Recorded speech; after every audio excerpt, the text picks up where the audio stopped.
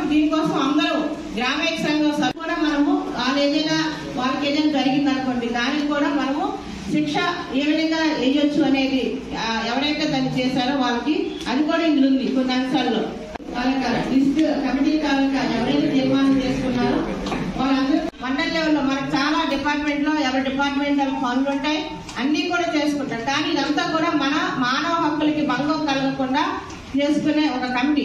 కాబట్టి ఈ కమిటీని అందరూ కూడా పకడ్బందీగా చేసినట్లయితే ఎక్కడ ఎటువంటి అన్యాయము జరగదు. ఎవరికైనా జరిగి వాళ్ళకి శిక్ష ఏమైనా పడింది అనుకోండి, మనం నెల రోజుల లోపల మనం దానికి రిపోర్ట్ చేయాలి. ఎక్కడ మన దగ్గర ఏ కమిటీ ఉందో ఆ కమిటీకి మనం నెల రోజుల లోపల రిపోర్ట్ చేయాలి.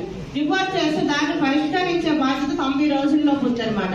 దాన్ని మనం పరిష్కరిస్తారు. కేసు ఏ కేసుని ఏ విధంగా పరిష్కరించాలి, దానివల్ల దానికి ఆ కేసుకు శిక్ష ఏమిటి అనేది కూడా మనకి ఇందులో ఉంది. కాబట్టి మనం ఎవరికైనా మనం ఏదో జరుగుతుంది కదా, ఏదో అనుకుంటున్నారు కదా అని మనం వదిలేసాం అనుకోండి, ఈ రోజు వదిలేస్తే రేపు ఇంకొకటి చేస్తారు, ఎల్లుండి ఇంకోటి చేస్తారు, ఆ తర్వాత ఇంకోటి చేస్తారు.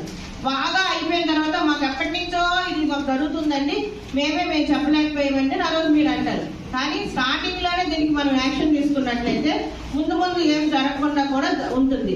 కాబట్టి దీనికి అందరికి కూడా అందరూ సపోర్ట్స్ మండల్ లెవెల్లో మనకి విలేజ్ లెవెల్లో మనకి సచివాలయ లెవెల్లో దీనికి మనకి పరిష్కారం దొరకలేదు. అప్పుడు ఏం చేస్తాము, మనం దాన్ని మన హెడ్ ఆఫ్ డిపార్ట్మెంట్ మన మండల్ లెవెల్లో ఉంటుంది, ఆ కమిటీలో పెడతాం.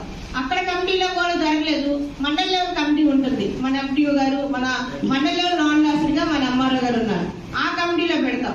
ఆ కమిటీలో కూడా ఇంకా జరగలేదు, అప్పుడు ఏం చేస్తాము, district level committee, division level కమిటీకి పెడతాం.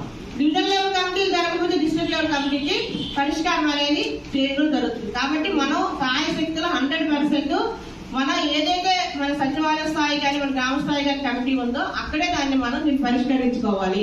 అంతవరకు కూడా మనం తీసుకెళ్ళకూడదు. అంతవరకు తీసుకెళ్ళామంటే యాక్షన్ అవతల క్యాండిడేట్ చాలా సీరియస్ గా ఉంటుంది. వాళ్ళు అసలు అవైలబుల్ కూడా కాదు, వాళ్ళ జీవితాంతం వాళ్ళు జైల్లోనే ఉండవలసి వస్తుంది. ఏపీఎం గారిని కూడా వేసుకోవాలి.